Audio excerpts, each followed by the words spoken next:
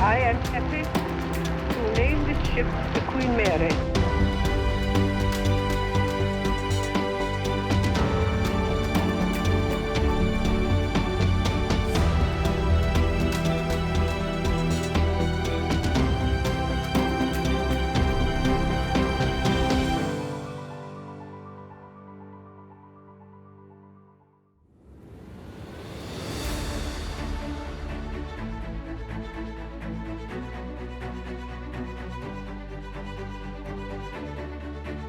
Hello, my name is Commodore Everett Horde, and I work as an ambassador for the Queen Mary and nautical expert for the Queen Mary.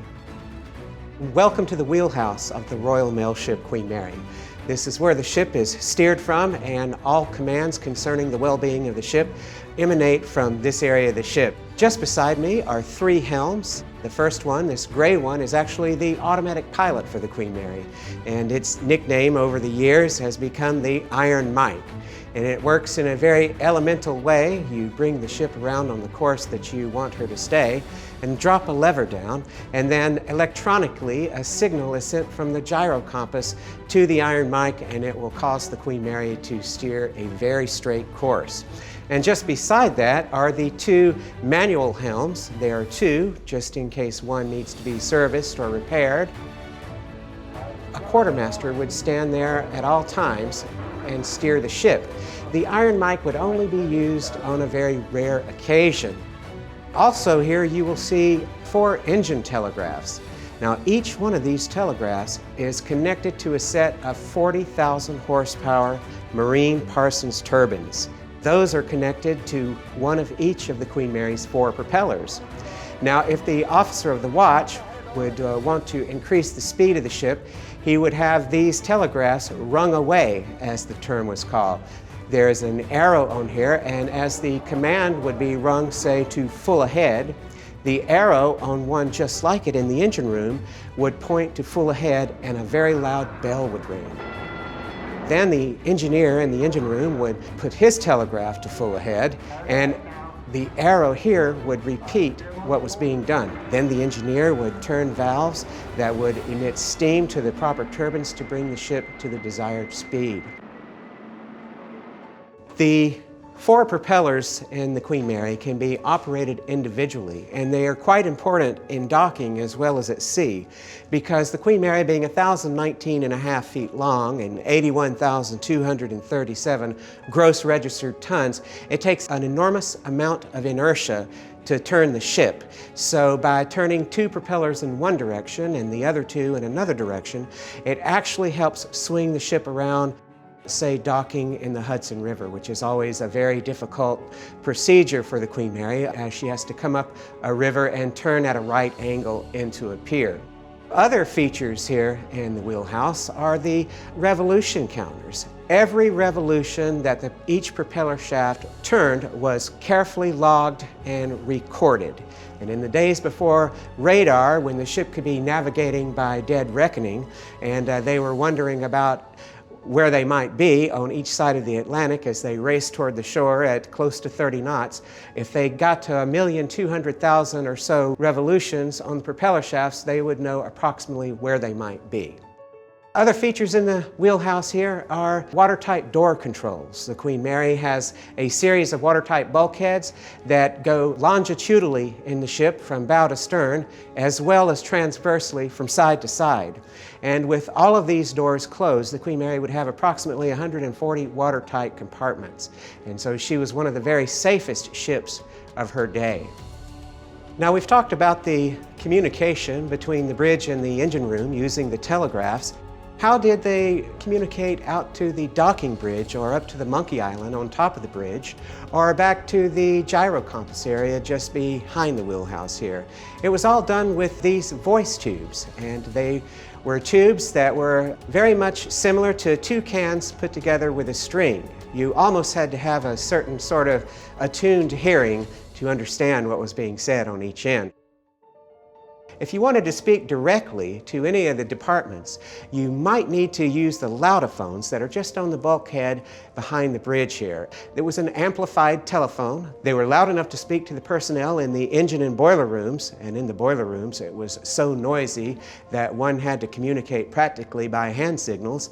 Another form of communication used in the Queen Mary, other than the wireless radio room, was the radio telephone service. The Queen Mary had over a 700 switchboard telephone service that could talk to anywhere in the world that could receive a radio signal. Indeed, even a lady on the maiden voyage commented that she had heard her dog bark in Australia while in mid-Atlantic. And of course, one of the oldest ways of transmission between ship to ship is by the use of signal flags. Every signal flag represents a letter of the alphabet, and it was quite common for ships to raise flags at sea and make transmissions in that way. Other equipment that was significant to the navigation of the ship was the clear view screens. 2 on each side of the wheelhouse, which would allow an officer to see through a rain-splattered or sleet-splattered glass. They would revolve at a very high revolution and were much more efficient than a wiper. And clear view screens are still used in ships today. By 1942, Queen Mary was one of the first merchant ships to ever receive a radar. And the radar here in the bridge of the Queen Mary is the most primitive kind. But by the time the 1960s came along, the Marconi company had created what is a true motion radar, which a course could be plotted not only for the Queen Mary, but any ship around her, anywhere from 4 to 44 miles. And of course, we don't have that radar today because when the Queen Mary was retired from the sea, the radar was leased to the ship, and Marconi wanted their radar back.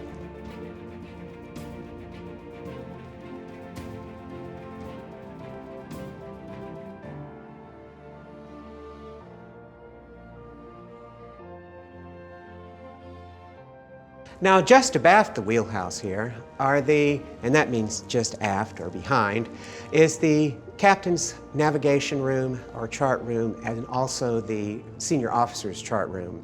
And it would be in this area that all the ship's charts were kept. Anytime the captain might come on his bridge and look over the charts to see exactly how the ship was coming along. The captain would visit the bridge on a regular basis during the day just to make sure that all of his orders were being carried out. If the weather was bad, though, the captain would spend an enormous amount of time here. In those days, it was not uncommon for the captain to do 48 and 50-hour marathons on the bridge, especially during fog. Fog is one of a sailor's worst enemies. As we look in the captain's day room, we'll notice it's paneled in bird's eye maple. Bird's eye maple has been used in sailing ships in the captain's cabin going back hundreds of years. And of course, keeping with the tradition of the sea, bird's eye maple lines this captain's cabin. The lights of the world have been entertained in the captain's cabin of the Queen Mary. Not only was the captain of the Cunarder Queen Mary expected to be a master mariner, but he was to be able to navigate the social structure of his ship with skill and aplomb. Many times he would entertain the lights of Hollywood, royalty from England and other European countries, and of course, big business. And he had to be very careful to choose exactly the right people to have at his table or to be entertained to tea or cocktails in his cabin, because certain political structures didn't mix with other political structures. Captain Jones once told me that he would rather navigate a 40-hour storm than to choose who was going to sit at his table. Taking care of the captain in his suite was his personal steward, called the Captain's Tiger. That goes all the way back to the East Indian trade, the East Indian tea trade, where the captain's steward would be dressed in bright silk colors and would look something like a Bengal tower. It's just another bit of lore of the sea. The staff captain's quarters was just next to the captain's cabin. The Queen Mary was the very first ship to ever carry a staff captain. Because the enormous responsibility involved with the ship, Cunard thought that if they had a captain of similar rank, that it would take some of the stress off of the master. And also here is the chief engineer's quarters, and the uniforms that the chief would wear are still hanging in his closet. And I always like to point out that between the gold bars of the chief engineer is royal purple. And that goes all the way back to the sinking of the Titanic. When the Titanic was foundering at sea, On April the 15th, 1912, not one engineering officer made it off the Titanic. They all stayed at their post and gave their lives to keep steam up and the generators going and the lights and the pumps working so more people would be saved. When King George V heard of this bravery, he decreed that from that moment on, all engineer officers in the British Merchant Navy would wear the purple of the crown on their rank, and it's still that way today. As we go out of the wheelhouse onto the flying bridge and walk over to the side of the ship and into the docking bridge, we're actually over the water 12 feet. And if you look fore and aft, you can see every single foot of the Queen Mary's 1,019.5-foot flanks. And this was an instrumental area in docking the ship. Also, while at sea, the ship would slow down on either side of the Atlantic before going into port and slow down and actually allow the docking pilot to come aboard the ship. And of course, pilots were welcomed aboard the ship. They would navigate the ship. They were familiar with the waters that the ship would be navigating through, and by law, every time a ship goes into a port, there has to be a harbor and docking pilot on board. The docking bridge and the flying bridge are 90 feet above sea level in the Queen Mary, but the Queen Mary, as large as she was no match for the North Atlantic Ocean. And quite often, if she were to put her head into a purler or a large wave, waves and water could strike the wheelhouse and even crack and break out windows. As we walk along the sports deck aft, past the radio room, you'll look down upon the sun deck. On each side, you'll see 12 of the Queen Mary's 24 very sophisticated, for the time, lifeboats. These boats hold 145 people each. All the Queen Mary's lifeboats were diesel-driven, and the two lifeboats closest to the bridge on each side were even equipped with radio. Also, there were lifeboats kits with water and biscuits and anything that would sustain life. However, they were never put into the sea in emergency because the Queen Mary had never been in danger of sinking. These lifeboats in the Queen Mary were very advanced compared to previous years of liners, such as the Titanic. The Queen Mary's lifeboats could be put into the sea using just one person. The davits, which are the steel structures that allow the boats to slide down, were called gravity davits. And so even if the Queen Mary were to lose power, these boats could still be put in the water using a brake. So the Queen Mary was a very safe ship to evacuate and an easy ship to evacuate in a hurry. As we walk along the splendid 700-foot sun deck of the Queen Mary, you'll notice that it's clad in Burmese teak wood. Teak wood was the shipbuilder's choice in those days for decking. It is impervious to termites and slow to burn because of its high oil content. And when holystoned, it's as white as a hound's tooth. This was all lounging area for first-class passengers in fair weather. It was beautiful to lay out in a white oak deck chair with just the right curvature for your spine, with a deck cushion and a wool steamer rug, and have your tea brought up and be served and lounge with one of the 1,700 volumes of books in the library. As we step out onto the flying bridge between the bridge and the bridge wings, we look down over the Queen Mary's graceful and elegant bows. You see, the Queen Mary is an ocean greyhound. She is a ship that is concerned with aesthetics and speed. But when we look out at the Queen Mary's elegant, graceful, greyhound-like bows today, we see two enormous anchor chains. Each link of those 990-foot anchor chains weigh 224 pounds each. They would hold an anchor in place at 16.5 tons. Other things you will see out on the beautiful forecastle of the Queen Mary are the striped white and black capstans, and those would haul the ropes in that would make the Queen Mary fast when she was in port. And also you will notice that at the base of the foremast, you will see some large derricks, and they would be hoisted up and become a block and tackle that would lift up to and onto the ship not only the mails, but cargo, which could range from anything from gold bullion to goldfish to automobiles. The Queen Mary could carry 39 cars in her cargo holds. And also in World War II, those cargo holds were used for sleeping quarters for German and Italian POWs. On the 3rd of September 1939, the Queen Mary was at sea just one day away from New York. Commodore Robert Irving received a coded transmission from the British Admiralty, telling him to put his ship on full war alert.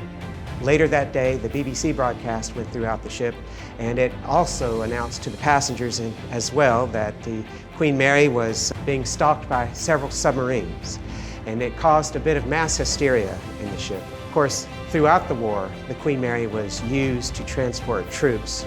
The Queen Mary and the Queen Elizabeth on eastbound voyages would carry up to 15,000 men at a time.